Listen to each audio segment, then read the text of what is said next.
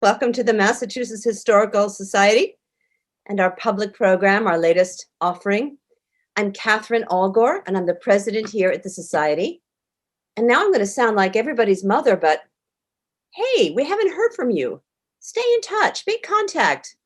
If you want to know about all things Massachusetts Historical Society, do go on our website, which is masthist.org. We're also on Twitter and Instagram and Facebook, and there you'll find all kinds of updates and collection highlights in Massachusetts history. And you can find all of those on the website at masthist.org. And of course, do that liking and thumbs up thing that's, appropriate. If you are live tweeting this program, and I hope you are, please use the hashtag MHS1791. 1791, that's the year of our founding. So let's get started with tonight's program. I'm going to turn it over to Gavin. Gavin.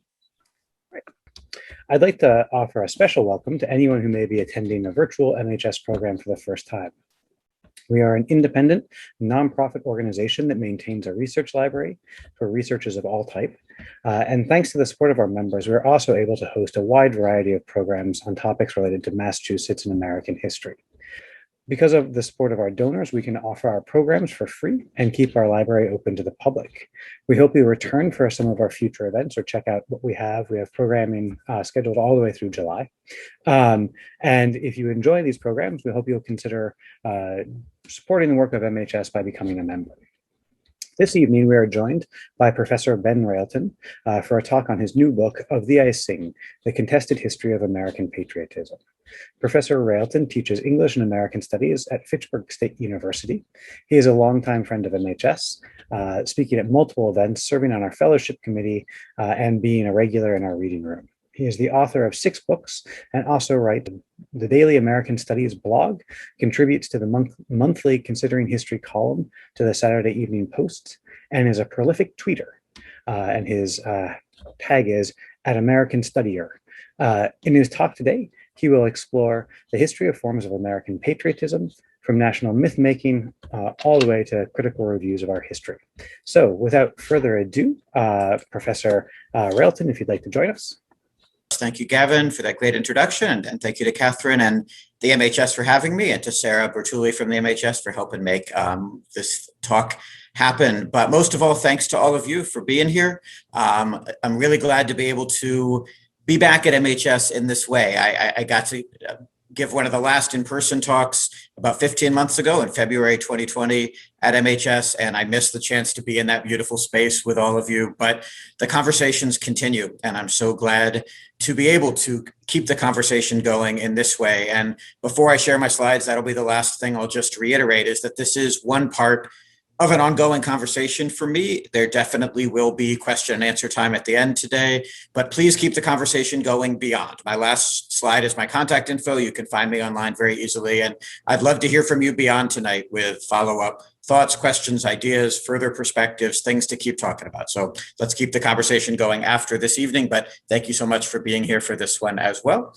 And now, in the phrase that has defined our last year, I will share my screen and we will get started. So I have to apologize, because the first thing I'm going to do is I'm going to take us back to January of this past year, January of this year, January 2021, not a moment probably any of us like to revisit, but one that it's important to revisit, including for the reason I'm going to start us with here. In a year that has been defined by conflict of all sorts of types, consistent, extreme conflict, I would say January was perhaps the most conflicted month out of that time. And as always, or at least as very often in American history, I would argue that those conflicts are defined, at least in part, by debates over patriotism, by debates over the concept, the phrase, the idea of who is a patriot, of what patriotism is, of how it relates to our civic and collective lives in America. And we can see that. When I have quotes on the screen, I won't read them all. I won't read them at length, but I'll briefly note details of them. And so you can see it in the 2 quotes at the top of this slide that frame 2 different January 2021 conflicted moments: the January 6th insurrection in Washington, D.C., and then the release on Martin Luther King Day, January 18th, of the highly controversial 1776 Commission report. And both of these quotes use this idea of patriotism to try to advance their their cause and their vision of American identity and their role in it. So from this Nation article, which followed around some of the January 6th insurrectionists, we see a woman who was part of that insurrection at a moment when the police were firing tear gas against her and her fellow insurrectionists. She argues, this is not America. They're shooting at us. They're supposed to shoot Black Lives Matter, but they're shooting the Patriots, using that term to define herself and her cause, and in opposition, of course, to another community, another American community of protest, the Black Lives Matter movement. And then similarly, we get both a self-definition and an opposition to an alternative community in the 1776 Commission report. They define their mission, the goal of that project and report, as restoring patriotic education that teaches the truth about America. And the authors contrast that project explicitly with what they define as an unpatriotic alternative, particularly the educational system, and more specifically universities, hotbeds of anti-Americanism that generate disdain or even hatred for this country, these opposed views to something like love or patriotism for the nation. And these two quotes, these two ideas get at the heart of something that I'll talk a lot more about tonight, which is one of my core visions of American patriotism, one that I would say has been a consistent part of how that term has been used throughout our history and into our present moment. And it's the category that I call mythic patriotism, a category that both creates particular mythic visions of America and opposes that to anyone who is outside of that myth, and particularly anyone who would challenge it and who are seen as unpatriotic, as un-American, as anti-American. But in my argument, instead, those who critique and challenge those myths are part of a fourth category of the four that I'll briefly trace tonight, which is the category I call critical patriotism, those who offer both critique of American myths and a way forward that is an alternative, a different patriotic vision of the nation. And those four forms of patriotism, of which those are two, are at the heart of this book that Gavin mentioned, this new book of mine of Thee I Sing, just to show you the cover, since I can't hold it up briefly as I would at a book talk. And then today, I'm going to just very briefly highlight the four categories overall, defining them very quickly and highlighting how, coincidentally, but really potently, the four verses of Catherine Lee Bates' poem turned song, America the Beautiful, frame each of those four categories in turn. And then I'll get a little more deeply into the two categories that I just began to talk about, mythic and critical patriotism, using one of my historical moments from 100 years ago, the early 20th century, as a case study in mythic patriotism, and then tracing very quickly a few examples of critical patriotism across the last couple centuries of American life. So those are the three categories for something like 10 to 15 minutes each, and then hopefully we will have time to hear your continued thoughts at the end of those thoughts of mine. So in terms of these four categories, first of all, these four visions of patriotism that I define in my intro and then trace across 8 historical time periods in my book's 8 chapters up to the 21st century in my conclusion. The first category, what I call celebratory patriotism, I think is what we often mean. It's often kind of the shorthand, implied or assumed definition when we call something patriotic or talk about patriotism.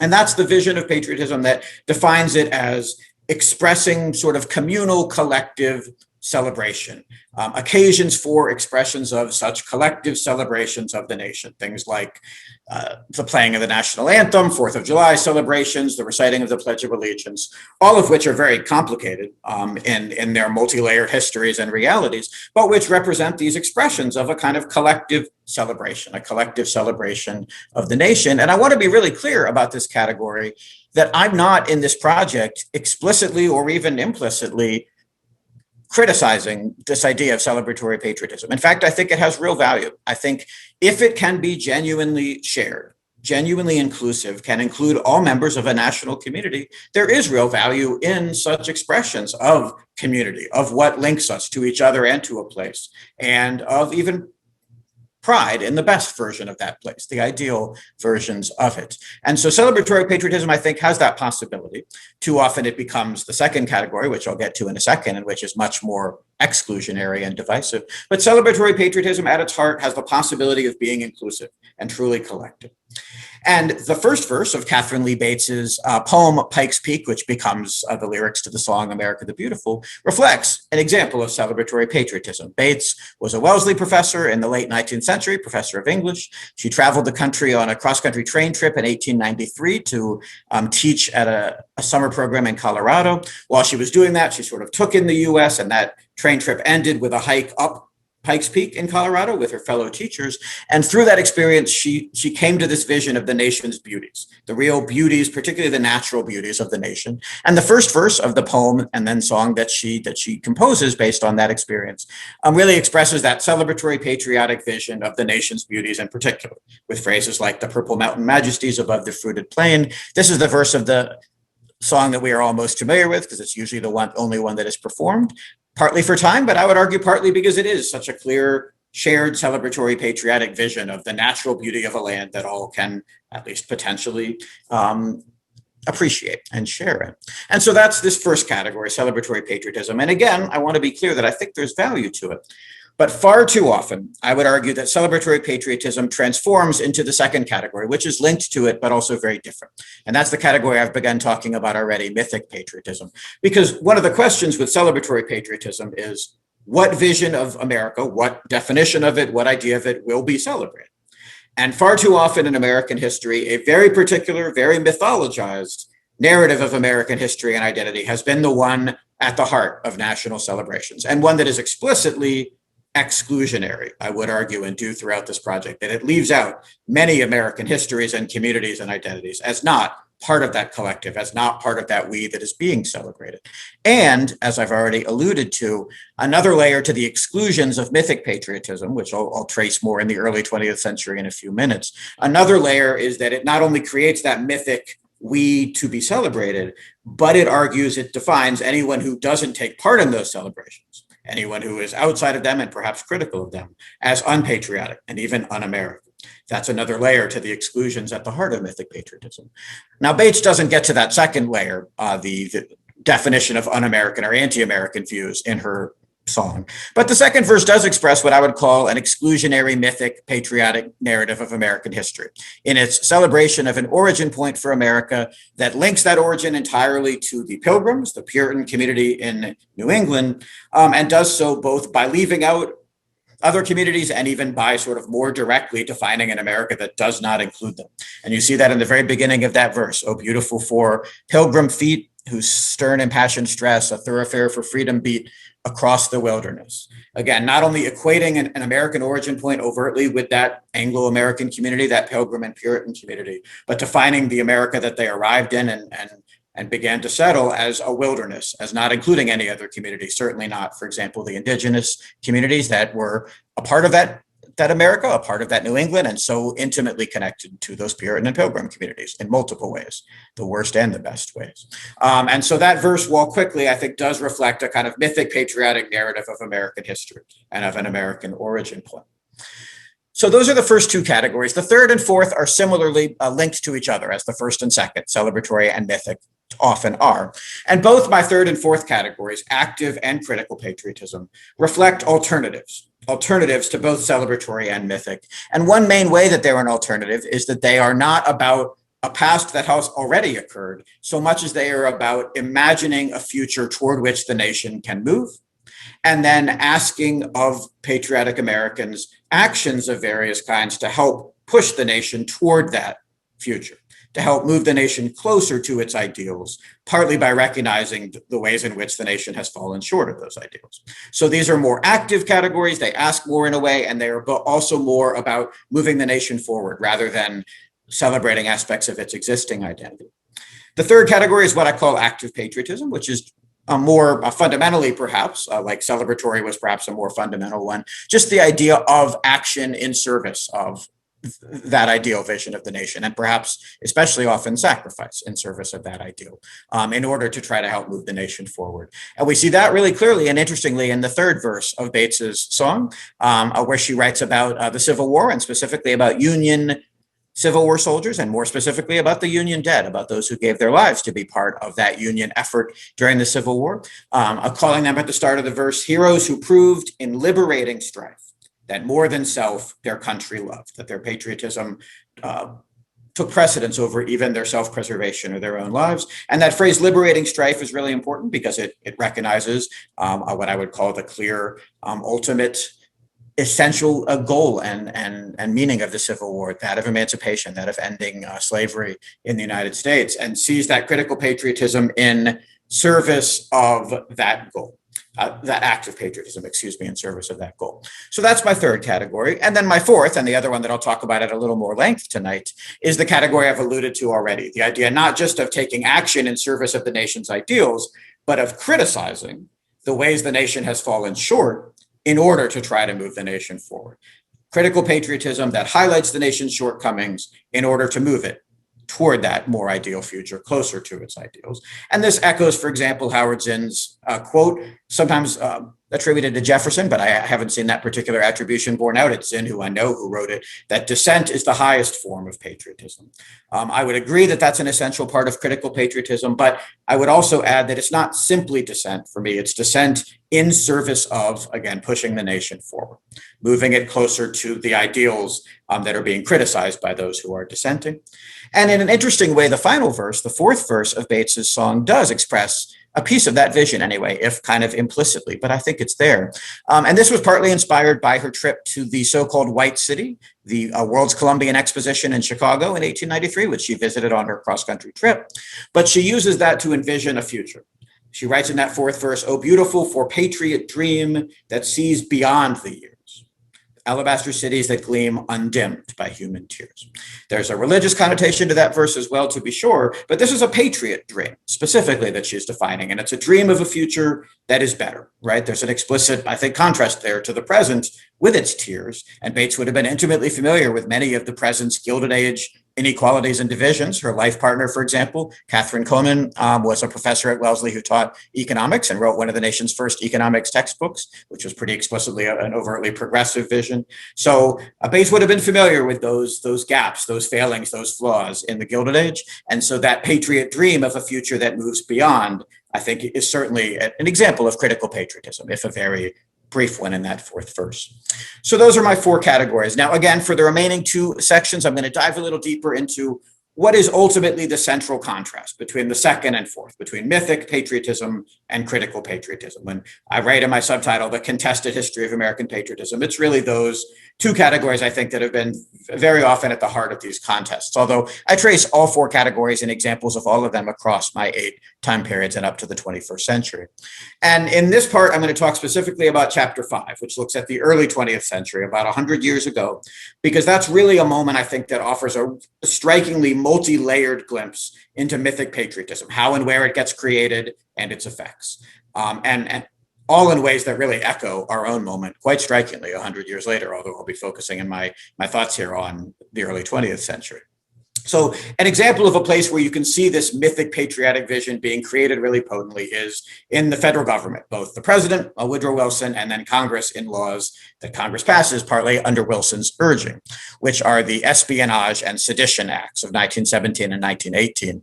And Wilson is calling for these laws as early as 1915, long before, in fact, the war, which often is attributed to sort of the creation of those laws. The U.S. is entirely neutral still when Wilson, in his State of the Union address, proposes the idea of these laws, the Espionage and Sedition Acts, which will define Americans who are dangerous to the United States, who are treasonous, who are un-American, who are seditious. And in calling for these laws, he explicitly links it to these narratives of loyalty and disloyalty, and also to an attack on immigrant Americans, arguing that that some of those, anyway, whom he seeks to define through these ideas of espionage and sedition are citizens of the U.S. who have come to the U.S., who have been naturalized, but who have poured the poison of disloyalty into the very arteries of our national life. And he opposes their disloyalty with this vision of a we, of a collective we, and its key attributes, the honor and self-respect of the nation, which is defined in opposition to these dangerous, threatening forces.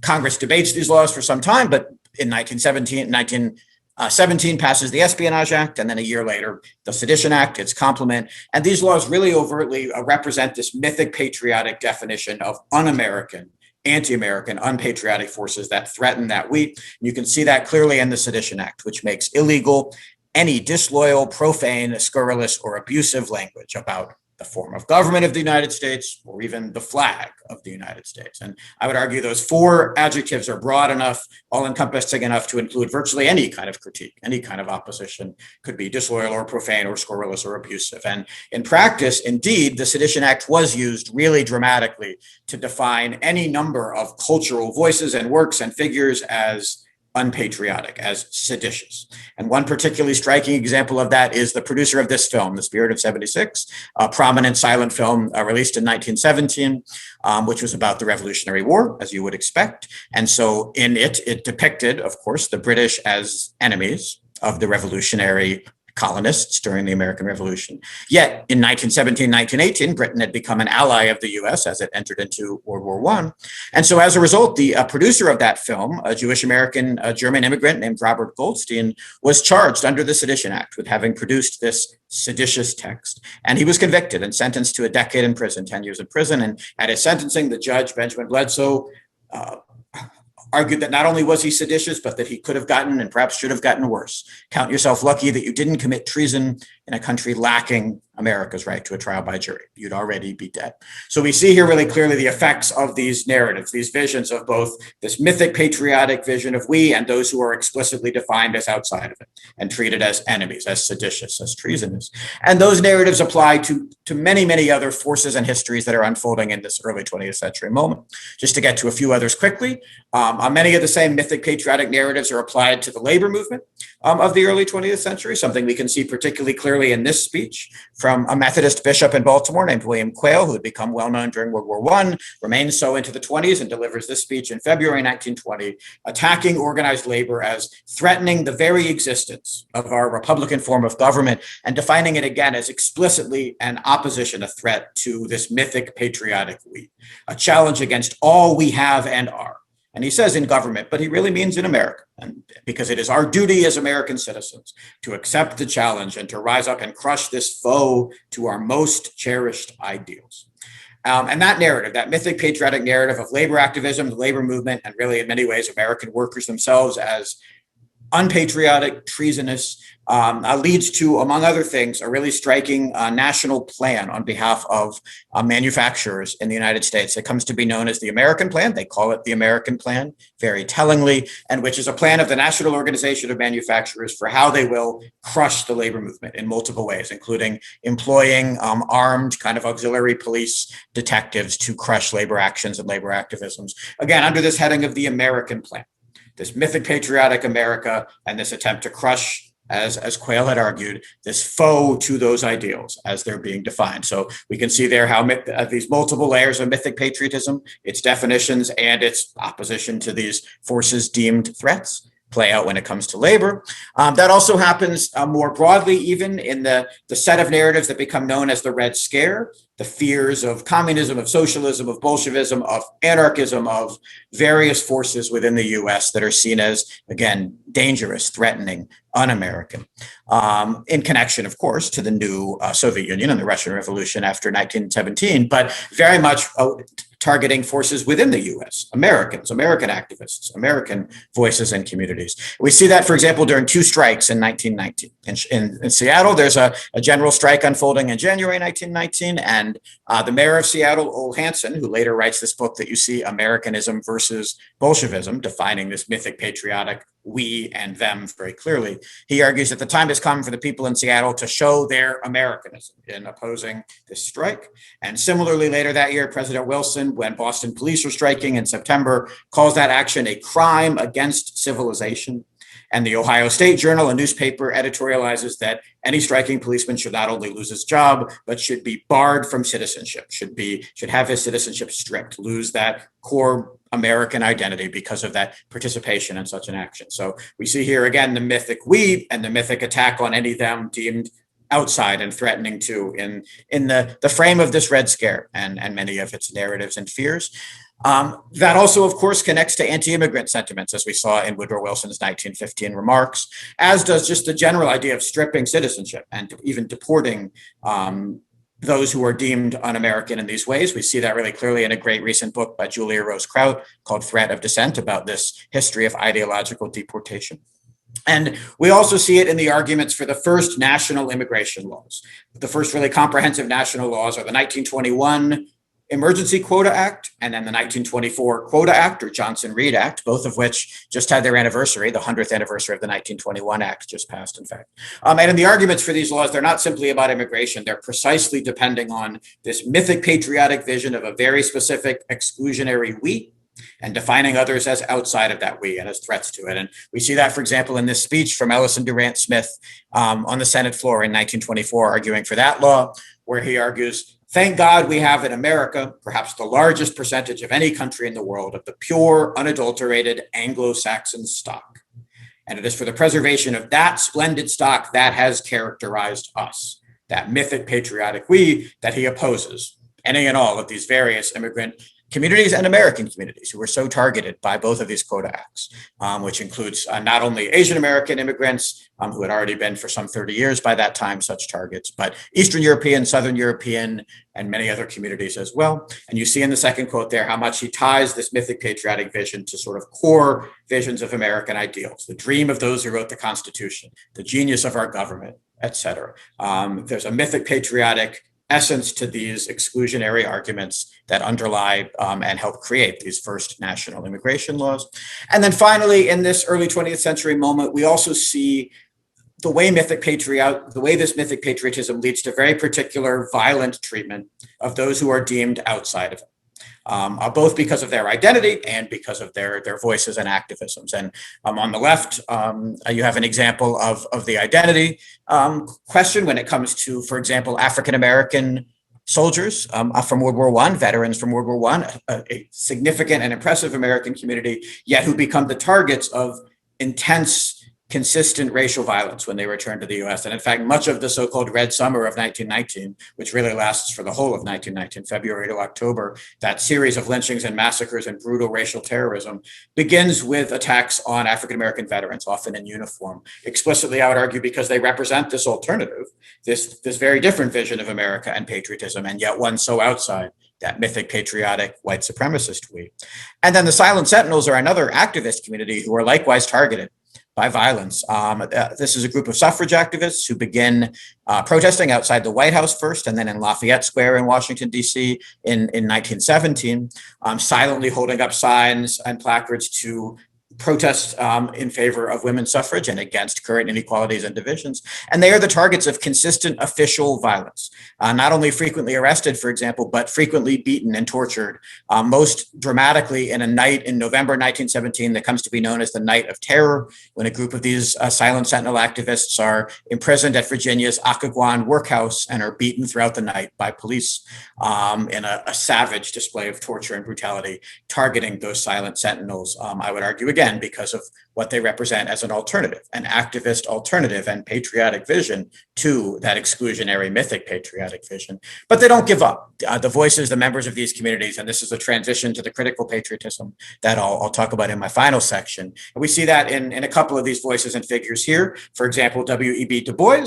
writing an editorial in his Crisis magazine that he had founded for the new NAACP, writes about those returning African-American soldiers. We return from fighting and we return fighting, determined to carry forward that battle and fight for a different America, even in the face of this ongoing terrorism and brutality. And similarly, the Silent Sentinels don't give up their fight. Alice Paul, one of their leaders, after some of the torture that she faces and after she goes on a hunger strike in service of her cause in prison, a doctor who had examined her writes of her that she has a spirit like Joan of Arc, and it is useless to try to change it. She will die, but she will never give up. And the Silent Sentinels didn't give up. They continued their protest until 1919, until the passage of the 19th Amendment that granted the right to vote to American women. So even in the face of those mythic patriotic definitions and violences, these American communities and activists persevere. And that then leads to a transition to my final category for a few, which is thinking a little bit more broadly about examples of critical patriotism across American history. That second section was focused on one chapter, chapter 5. These examples are drawn from many different chapters across the book where I trace the legacies of critical patriotism. And I'm just going to very briefly note them because they are such exemplary visions of that form of patriotism that I've defined as critical patriotism, and legacies that can carry forward into the 21st century, as I'll end with. So 2 19th century such figures are the Native American orator, preacher, activist, and author William Apess, or Apesh as he is sometimes known, and the fugitive slave turned abolitionist and civil rights activist and writer and orator and leader Frederick Douglass. And one of the key aspects of the critical patriotism that these two men express is that it is in direct response to celebratory and mythic patriotism in the 19th century, when those narratives are really very fully developing. When it comes, for example, to celebrating the revolution and its legacies, these two figures offer critical patriotic critique and alternatives. And they do that, for example, in the two texts that I'll just briefly note here: Apess's 1836 speech, Eulogy on King Philip, and Douglas's 1852 speech, What to the Slave is the 4th of July, two exemplary critical patriotic texts. Apess's speech is critical patriotic even just in its existence. In Boston at the Odeon Theater, a site that would host such speakers as Emerson and Thoreau and many others, Apess, in his last public speech, rises and delivers a speech that not only doesn't simply play into, say, the evolving revolutionary celebrations and commemorations of the era, but argues instead for King Philip, the Wampanoag chief from the 17th century, as a revolutionary American ancestor.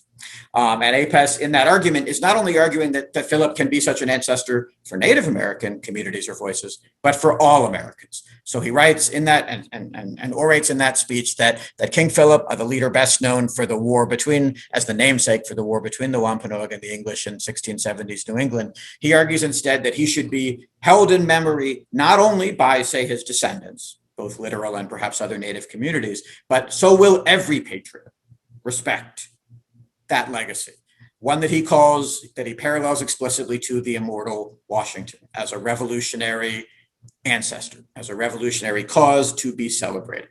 And so it's a critique directly, I would argue, of those incipient revolutionary celebrations and positioning Philip, this Wampanoag leader, as a revolutionary American ancestor and legacy. Douglass does something pretty similar in his speech. He's invited by a Rochester community, which is his hometown at the time, to deliver a 4th of July speech, but he rises to directly critique such celebrations and to argue that that he cannot share in them as a fugitive slave and as a formerly enslaved African-American and an African-American voice, that you may rejoice, I must mourn. To drag a man in fetters into the grand illuminated temple of liberty, that celebratory mythic ideal, and call upon him to join you in joyous anthems were inhuman mockery and sacrilegious irony. So both these men critique what I would argue is the sort of developing celebratory and mythic patriotic narratives of the era around the revolution, around American history, around such occasions as the 4th of July, but they also offer the other side of critical patriotism, not just the critiques, but the moves toward a different future, a different possibility, particularly in their conclusions, which I won't read in full here. But Apess, for example, ends on a note of moving together past those far from ideal histories toward a more genuinely shared future, a very different vision of we. We can only regret it and flee from it, and from henceforth let peace and righteousness be written upon our hands and hearts, our hearts and hands forever, defining that American we, this shared identity that can move toward a future that is better than that past. And Douglass offers a similarly hopeful vision at the end of what has been a very righteously angry and critical speech, a critical patriotic vision of the possibility, one based in part on the best visions of America, the Declaration, the principles it contains, the genius of our institutions, but that imagines an America that again can move toward a more aspirational, truly equitable and just future, one where slavery has been ended and where that we can move forward more collectively toward hope.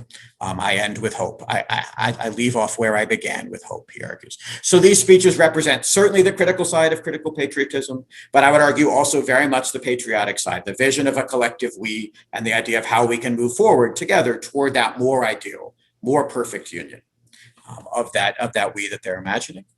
In the 20th century, the two figures I'm going to highlight build on those legacies for sure, but also offer really striking, succinct expressions in both poetry and nonfiction of a critical patriotic lens and voice. Langston Hughes does it most especially, I would argue, although he does it throughout his career, in his really wonderful 1936 poem, Let America Be America Again, which unfortunately echoes a very different 21st century phrase, but is as opposite to Make America Great Again as I can imagine, in part because Hughes is so critical of the mythologized ideals of the nation, the dream it used to be, as he puts it in the poem. And he criticizes them largely with these parenthetical challenges to that mythic patriotism from the voice of an African-American speaker. America never was America to me. There's never been equality for me, nor freedom in this homeland of the free. But from the title on, the poem is seeking to challenge those exclusions and to move toward a more genuinely aspirational, equitable future, that genuine vision of America. Oh yes, I say it plain. America never was America to me, and yet I swear this oath, America will be. The patriotic core of that critical patriotism that Hughes's poem has captured. And James Baldwin, a generation or so later, in one of his first published works, the title essay of his collection, Notes on a Native Son, expresses as succinctly as any single quote I know, which is why it's the epigraph for my book, how I would define critical patriotism. And that's the quote at the start of that section here. I love America more than any other country in the world. And exactly for this reason, I insist on the right to criticize her perpetually. And the phrase I would particularly highlight there is the exactly for this reason. The critique and the patriotism, the critique and the love are not only coexisting, they are codependent. They are interdependent, one and the other interconnected. Exactly for this reason, the critique and the love. And in his 1984 preface to that book, Baldwin expresses explicitly the critical and yet also the patriotic aspirational goal he was trying for there, to locate himself within a specific inheritance and to use that inheritance to claim the birthright from which it had so brutally and specifically excluded me, reflecting on the mythic patriotic exclusions, but reiterating that aspirational goal of claiming that birthright, of arguing for that American we that he and all are part of, as Hughes certainly is in his poem as well. And then in coming up to the 21st century, to conclude here, I want to talk about two very different 21st century figures, one on the cover of my book, Colin Kaepernick, another who became prominent just as I was really finishing the book through his testimony in the 2020 first impeachment hearings, Alexander Vindman. And these two figures represent not only an extension of the legacies of critical patriotism, but two different examples of actions and sacrifices that can help build on and carry forward those legacies of critical patriotism. And they reflected on that in reflecting on their actions. So Kaepernick, for example, right when he just began his protests in the summer and early fall of 2016, when he began to kneel during the national anthem before San Francisco 49ers football games, in an interview with Yahoo Sports, explicitly highlighted both the critical and the critical patriotic goals of his protests, highlighting their racial inequality and injustice and violence, and then stating clearly, to me, this is something that has to change. And when there's significant change, and I feel like that flag represents what it's supposed to represent in this country, I'll stand. So again, highlighting the ideals, highlighting the gap between those ideals and the realities, and making the case for pushing the nation, helping in his own way to push the nation toward those ideals. And Alexander Vindman did the same in his testimony before Congress, or did a parallel act of highlighting the ideals of the nation, expressly noting that his whistleblowing was a recognition of a moment and a way in which the nation had fallen far short of those ideals, and then arguing that what he was doing was expressly trying to help push the nation closer toward that more ideal vision, that more perfect union. And he did that in large part by tracing the history of his family, his father's immigration and his family's move from the Soviet Union, the Ukraine in particular within the Soviet Union, to the United States, and linked that to his own life of active patriotism, the privilege of being an American citizen and a public servant, his 20 years of representing and protecting the United States in the military and as a National Security Council member, and then argued in direct conversation with his father, with that figure, that his sitting there, my sitting here today and giving that testimony, is proof of that belief in the ideals, is proof of that aspirational yet very real vision of the United States at its best, and an attempt, in fact, to push the nation through that whistleblowing and through that testimony closer to that ideal vision. And it's worth being clear that both Kaepernick and Vindman, again, sacrificed a great deal. because of their act of patriotism, or at least as the unfortunate effects of it. Both of them lost their jobs in various ways. Kaepernick has never again been a quarterback in the NFL since 2016, and Alexander Vindman lost his position at the National Security Council, and in many ways has lost his role within the U.S. military. And so the sacrifice here is very real and important to note, but it's a sacrifice in service of these critical patriotic goals, and ones that they continue to perform in various ways in their lives since their critical patriotic actions. And as I conclude here, and before I end the sharing of my screen and hopefully hear from you all a bit, I'll just put this up for a second with my contact info, and then say one final thing about two goals of this project, which I hope I've at least briefly alluded to in my conversation today. One of them is just to trace these different possibilities for patriotism across our histories. I think too often we still have a very particular thing in mind. The national celebrations I begin with as what we mean when we talk about patriotism.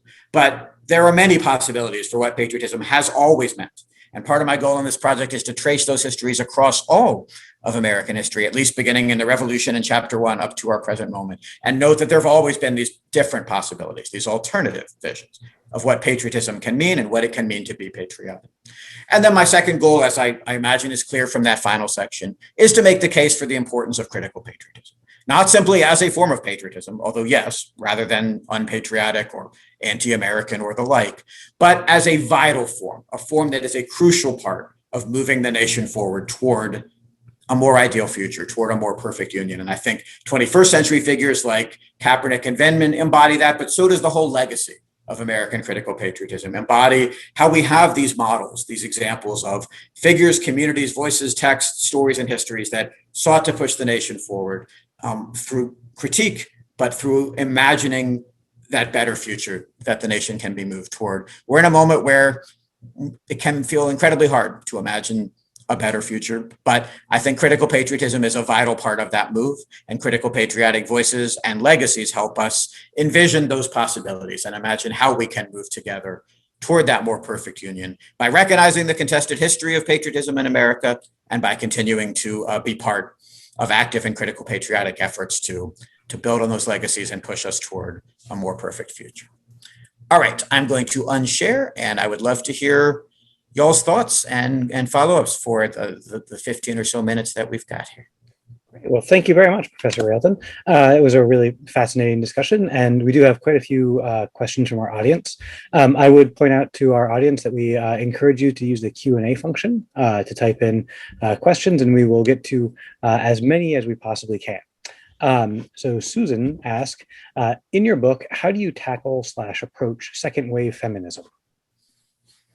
That's a great question. And I would say a significant critical patriotic sort of section of the book is in the 1960s chapter, which is the 7th of the 8 time periods that I moved through, because I think the 60s are one of those examples where so many of those social movements get defined by the mythic patriotic lens as un-American, as anti-American, right? As representing threats to America in one way or another, whether it's the civil rights movement or the gay rights movement or the women's movement or others as well, the anti-war movement. For sure. And so I spent a lot of time, actually the majority of my critical patriotism section in that chapter is arguing that those movements instead really reflect active and critical patriotism really deeply. Obviously, that's not the only goal of those movements. They have goals about equality and justice and their particular communities and identities.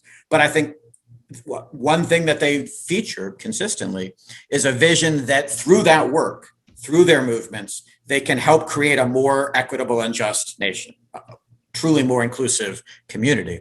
So I would say that for sure of the women's movement in and after the 50s and 60s and certainly beyond, that it was one of those social movements seeking to push the nation toward that more inclusive, more equitable, more just future. So a really good example of 60s critical patriotism, I would say. Great.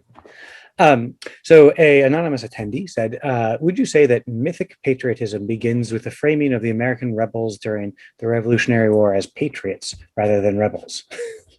I do talk about that. And I actually, in that chapter, spend a little bit of time on loyalists who were patriots. I do want to argue that loyalists, were often acting in behalf of what they saw as the best version of their community, the best future for their community. I don't think they were quite US patriots, of course, because they weren't arguing for a United States. But I do think there's a real contest between different visions of not only the future, but who we are, of what that American we is. And so, yes, I think it's certainly important to note. I argue in that chapter, especially some of the poets who start to write what come to be known as the prospect poems, which are these really overtly kind of celebratory mythic visions of the United States as kind of predestined as its own nation and predestined for greatness. They're sort of explicitly doing that in part because otherwise the revolution could be simply treason, right? Treason against the crown, treason against England. So they're recuperating instead as the kind of glorious culmination of the destiny of the U.S. As its own nation and as this ideal nation. So I do think that's part of the argument that's made by those supporting the revolution and in development of it. And you can see the way that leads to critique of others, right? Thomas Paine really explicitly defines anyone who's not part of that project as entirely the enemy, right? As in every way of them rather than the us. And so, yes, I think that battle does in a lot of ways begin during those revolutionary contests. Yeah. Great. So we have a question from Sarah, who says, progressives today seem eager to disown patriotism, and conservatives seem eager to adopt it as central to their political and social beliefs. Has there always been this stark left-right divide, or is this more of a recent phenomenon? It's a great question. I think that I certainly think that there has been a thread throughout more progressive activism that is wary of patriotism, but I would argue is wary only of particular versions of it. And that's partly why I try to trace these alternatives. I think that thread is really explicitly associating patriotism with the exclusionary, mythic, my country right or wrong, mythic patriotism narratives, in which case progressive activism is kind of overtly opposed to that. And I would actually call that type nationalism in a lot of ways. It's a sort of even more extreme version of mythic patriotism that is truly an us versus them, even against the whole world. An American we in opposition to everyone else. I would call that nationalism. And so I think there has been a consistent attempt on behalf of progressive activists and movements to separate from that, critique that. But I argue in this book really consistently that they are often, if not consistently, arguing for still a better future together. So I would call them critical patriots. And I think their wariness about the term is because of a particular association with it, rather than just the only possibility for it. Now, I'll also just say I'm fully aware of just more broad critiques of patriotism when it comes to sort of more of a global perspective, a perspective of us as citizens of the world. I think there's value of that too. So there's that challenge, there's that critique that patriotism in and of itself represents a separation from the world that is potentially unhealthy. But I think a lot of the time progressives are wary of a specific version of mythic patriotism or even of nationalism, and are in fact embodying just an alternative, a different form of patriotism. And I think that's been true kind of throughout our different historical moments, and it remains, I would argue, true in the 21st century. Great. So we have another anonymous attendee. Perhaps it's the same anonymous attendee, who knows, who says, what do you make of celebratory patriots who misunderstand critical patriots? Take, for example, Bruce Springsteen's Born in the USA. It is often used, but what might call reactionary patriots is a way to tout American greatness, yet the song was written to criticize the nation, something that many people who use it don't seem to understand. Although I think that specifically it was criticism of the Vietnam War, but... Yes, absolutely. And I'm a Springsteen guy. He's my favorite. So I appreciate the reference. But yeah, I do. As I said, when I talked about celebratory patriotism, I am not necessarily opposed to it. I think it has value, but it can only have value if it can be inclusive. And one of the ways that so consistently our celebrations have fallen short of that is the inability to imagine critique as part of the patriotic equation. And so it either gets flattened into just celebration, like what happened with Bruce and Born in the USA, literally not hearing it in order to see it as just celebratory, or the critics get defined as unpatriotic, as is so often the case, as un-American, as outside of the frame. I think that is a really consistent trend within celebratory patriotic expressions and narratives, is this inability to see all Americans as part of the celebrations, even those who are in one way or another, again, being critical, seeking to push the nation or change the nation. And so that's really when celebratory becomes mythic patriotism, and when I think it becomes exclusionary and divisive and damaging. And it has happened so often. I mean, again, in each of these moments, you can see figures and voices like Douglas's who are so clearly seeking to move the nation closer to its ideals, yet who were defined by so many as themselves the divisive ones, as the un-American ones, because they're not just part of that one celebratory vision. So I think that happens consistently and is really frustrating. And again, is part of why I try to highlight these alternatives, to say that's just not the only way to be patriotic. And any narrative that says that it is exclusionary and is ultimately leaving out as much as it leaves in. So we had a question that said, do you discuss the Second Amendment and it's being co-opted as a part of being a modern day patriot? I think that this is, of course, very modern politics, but it certainly does seem to be one that may have a distinction from the reality of what's written, but is become a very hot political third rail. And I don't explicitly talk too much about that in this project, but what I would say that it connects to that I talk about is the way that the Constitution itself can become part of mythic patriotism in these kind of mythologized narratives of the Constitution. So an example of that I think is really telling is that the Confederate States of America defined themselves as American patriots, really explicitly as the true heirs of the Constitution, the true heirs of the Revolution. And so in my Civil War chapter, I trace those arguments at some length, because it's a really telling example of mythic patriotism, that those Confederates, even as they seceded, could say, no, we are the true heirs of the Constitution. We really understand it. We really embody it.